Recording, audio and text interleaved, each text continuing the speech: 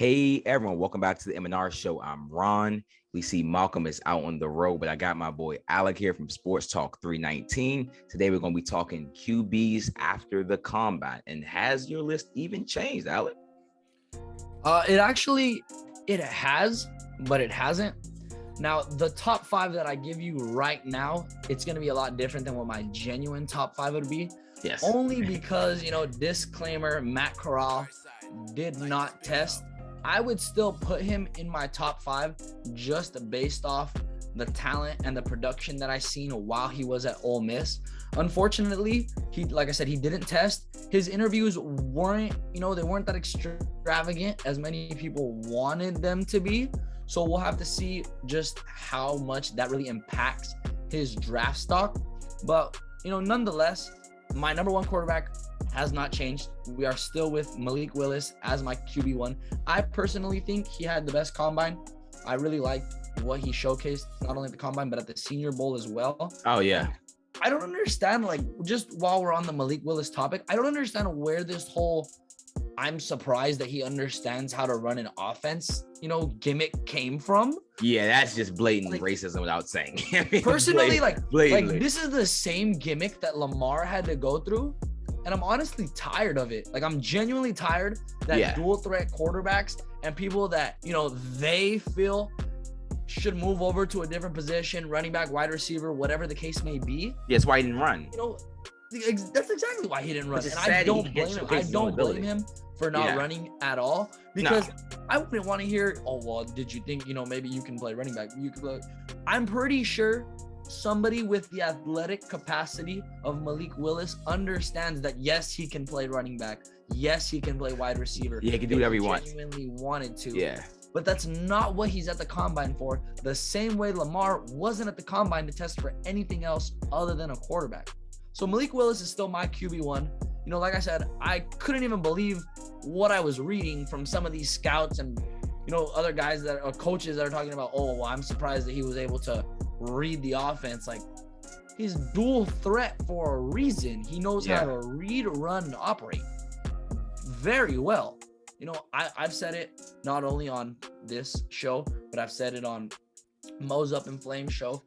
His arm makes him the most talented cornerback in this draft class. What he's able to do on the run is completely tremendous.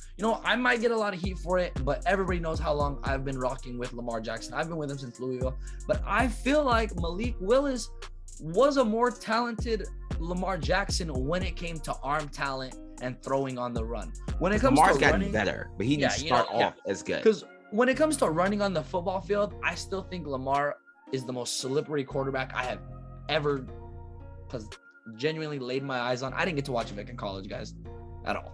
I didn't get to watch Vince Young. I didn't watch none of that. I got to watch Lamar Jackson at Louisville. One of the most slippery quarterbacks I've ever seen. So, I don't understand where the whole Malik Willis narratives were coming from. I just wanted to get that off my chest because I thought it was complete and blatantly. I thought it was ignorant. I thought it was uncalled for, really, because if you're looking at what he did at Liberty and questioning, oh, well, can he run an offense? What did you even invite him to the combine for? Did you invite him to think that he was going to be like, oh, yeah, you know what? Wide receiver, running back. Come on. Scouts need to get serious. I think Malik will be fine.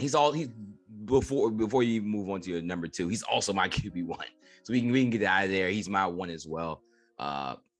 Like he's already said, I think he's a power runner. He's just so strong. His legs are huge. He has a cannon of an arm. We can really move on.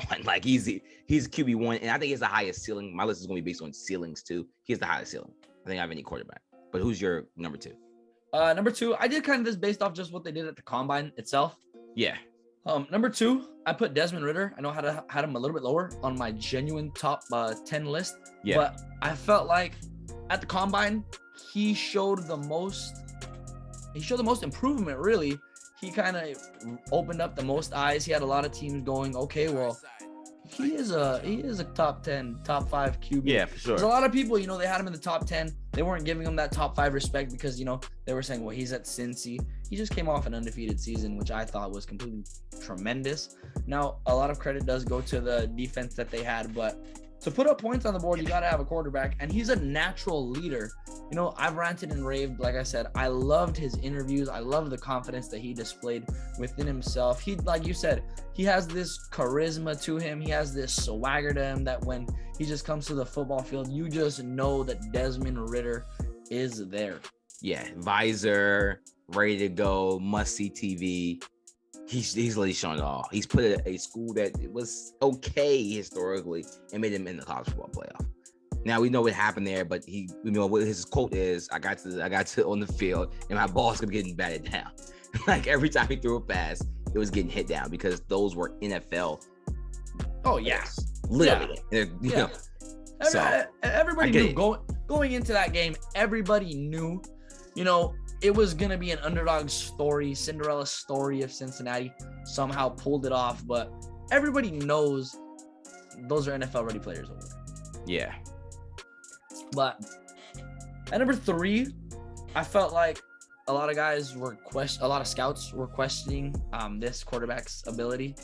And that's Bailey Zapp out of Western Kentucky University. Oh, really? That's a wrinkle in there. He's raised a lot higher just because the stats are there. You know, not only are the stats there, but I think out of all the quarterbacks that tested in terms of accuracy, Bailey Zapp to me was the most accurate quarterback that was there.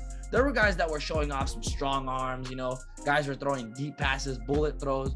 But to be accurate at all 3 levels, short, medium, and long, Bailey Zapp was putting that on full display. And that's why I feel, you know, that's going to raise his stock a lot. He had great interviews as well. And like you said, the stats are there. But to test well for accuracy, and he had very genuinely good numbers. So I felt Bailey Zapp is definitely going to raise his stock.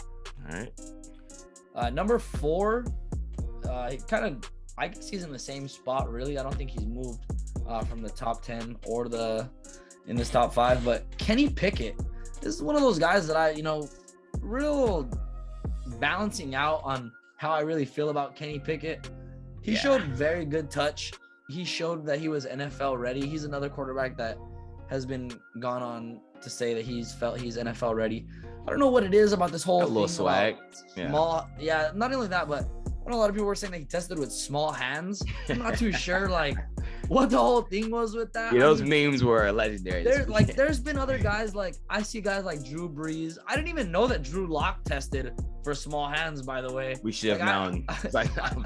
I had typed Drew and somebody, like I think 3 people were like, which one, Brees or Lock? And I was like, dude, I didn't even know Lock tested for small hands. Like, that wasn't even a thing. Vic had 8.5 hands too, but Vic, you know, it's an athlete, but still. Yeah. But what you know he showed was that he had great spin on the ball, and to have small hands and have great spin on the ball and great flick of the wrist is definitely gonna cancel out a little bit of the doubt. But having those small hands is definitely gonna make teams question, you know, because not everybody's Drew Brees. We just gotta be honest here. So I felt like, you know, Pickett at number 4 is just fine where he's at. Like I said, I didn't have him in the top 3 anyway. I wasn't one of those guys that was on the Kenny Pickett train after the whole fake slide thing. That wasn't me. But nonetheless, I still think he's going to pan out as a top 5, top 6 quarterback, depending on where Corral goes. And then at 5, one of my guys that I felt was going to pan out a lot better this season. You know, he still made it with the combine invite, still showing great flashes. And that's Sam Howell. A lot of this had to do with he just lost a lot of his weapons this season. Yeah, for sure. The UNC team wasn't the same team that he had the past 2 previous seasons. But like I said, he still showed a great flash. He tested well in every single category. He didn't move the needle, you know, specifically in every single category, but still to test positively well and not have any negatives on your record at the combine. That's definitely pretty good for a quarterback. Yeah. Yeah, well, we always talk about my number 1, Malik, what he's done. I think he has the highest ceiling. My number 2 is actually Sam Howell, who is a quarterback that I kind of think I have 2 for now. We'll see where he ends up. I don't necessarily love the tape that he has. Let's say this. I don't like the 2021 tape that he has. The 2020 tape, I thought he was like a top 10 pick. That's why he's still here. So the thing is what I've noticed with Sam Howell is the 2021 tape, he was asked to run a lot more than he was Yeah. in 2020. Now, a lot of people, He's kind of they're trying athletic, to- though. I'm not going to lie. they're trying to give him this whole dual threat No. type feel because of the running that he did. And I get it, for the box score watchers that are like, well, he had this many attempts, this many yards, this many touchdowns. There's no coach in the NFL that is going to set up a triple option for Sam Howell. No. And if they do, immediate red flags, truthfully. He's mobile. He has signs of mobility, mobile passing quarterback. I think he'll be mobile in the pocket. Yeah. I think he'll run. Like, if it's third down and like he has a lane, he's fat. Like, he's good enough to get by into. He'll burst. slide. Yeah. He'll take a straight line for sure. Yeah, he'll take a straight line. If I see him juking people, I'm like, oh yeah, he'll be out the league in 2 years. Like, I was saying, like, if he starts trying to not slide and then he's that type of athlete, the stuff we killed Baker on is like, okay, I'm like, okay, Sam, you need to get down. But okay, now to my number 3, I have Desmond Ridder. Again, the stock is just really high for the kid. He really just blew up the combine. His ceiling, I think, actually is even a little higher when I saw just the numbers. Like, I know he had a decent high ceiling, but the numbers say that the dual threat ability is even better than it's there. Possibly showed in college. That's what's going to give is definitely there. So I think with the right scheme and the right first team, especially if it's like a play action with a good running game, he'll just hop right in and be good from day one. I think he's, like you said, NFL ready. My 4 is Matt Corral, which is one of my personal favorites. But I understand he didn't test the combine, the skinny frame, the RPO offense. I do love Lane, so I think his mind is going to be sharp because Lane Kiffin should be probably about the off the field, but without the off the field, he's probably an NFL head coach. I think Corral's a lot going on for him. It's just he didn't test. He's intelligent. I like you said, Lane definitely has him ready. He showed some serious leadership. He showed, even with this whole RPO offense thing, a lot of offenses in the NFL now. Yeah, you see Carson Wentz win the MVP. Play action. Basically, yeah, they're getting it done. Also, he lost Elijah Moore, and both of us, we were really high. I knew we were high on Elijah Moore. And Elijah Moore, even with the Wilson not playing a lot of the games, had a great rookie season. He lost that guy. I was kind of his guy. Just like with Sam and Daz Newsome isn't a star, but Sam Howell and Daz, that was like his guy. Like, he played with other better players, but Daz and Sam were his guy. When you lose your guy, sometimes you can take a dip. It's just what it is. My 5th was hard. I put Kenny on there. People have him as their QB1. I thought I was kind of lowballing him by doing the QB5. So I actually went and watched the QB school. If you ever watched him on YouTube, I went back and had to watch that for him to see if there was a deep dive that I'm missing. I think he's good, though. I just think he's a little old, and I don't think he's necessarily special. Yeah, that's what scares me on him. Because the other quarterbacks, I'm not sure if they're going to be special, but their ceiling can get special. For him, I'm not sure if that's in his ceiling. I think he has a pretty high floor, but I don't like drafting quarterbacks for the high floor thing. And especially in draft, I don't think the quarterback class is strong. I'm kind of drafting probably for ceiling over floor, especially this year. And I think the stats he's going to be 24 next season. And if you not to be like Burrow was going to be old, but that's the best college football season we've ever seen, probably. I'll take that. Versus Kenny, you did bring Pittsburgh up. Pittsburgh was not really good before he got there like that. We understand that. But he's kind of a one-hit wonder too. It's a lot of red flags. I like what he's done. And then of course we have, we talked about the hand size. People can say it doesn't matter. Everything matters in context. Now, he didn't fumble that much in college. But usually that translates to small hands with the fumbling and be able to grip the football. But he wears a glove. He just reminds me a lot of Teddy Bridgewater. I'm gonna come out and say it. And that's a bad thing. But that's the thing. That's the thing that really, I've never been fond of a dual glove quarterback. He's Teddy Bridgewater. I'm sorry. Like, I didn't know that his hands were this small. I thought the entire time he was just a dual glove. 8.5 inches is like. But I'm starting to really think that maybe he's rocking the dual gloves to grip it. To ensure that he's not fumbling the ball because of how big his hands are. Yeah, and I didn't even realize that's why Vic was low-key wearing the glove too, because Vic had small hands. And I thought it was just swag, which it was too. But clearly Vic knew a little something too. Yeah, he had on the single glove. Yeah, he had a single glove. So Vic was a little swag, but I'm like, oh, that's probably why Vic was wearing it to grip this opposing hand. And of course, there's no Twitter in 04. And we're also like I was 5. Yeah, so we're 5. I remember. But it makes a lot of sense now looking back. But yeah, any final remarks about any of the quarterbacks before we end the episode? No, I'm gonna be good, man. Like I said, it's gonna be interesting to see.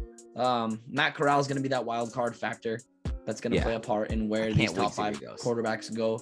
Not only Matt Corral, but I feel like Carson Strong too. I know both of us didn't mention Nevada. Him, he's gonna be a wild card too, just because a lot of teams loved his arm strength. Like it's the knee though. Flinging the ball. Yeah, the knee is gonna be the biggest concern for him. We'll just have to see where he goes from there. But other than that, man. Again, thanks for coming on. We're going to drop, of course, his Instagram and Twitter in the bio. And if you are listening on Apple or Spotify podcast, thank you again. If you're on YouTube, subscribe, share. And again, on our Instagram, Twitter, and TikTok, we are at M&R Show. Thanks again for coming on, Alec. And I will see you all later.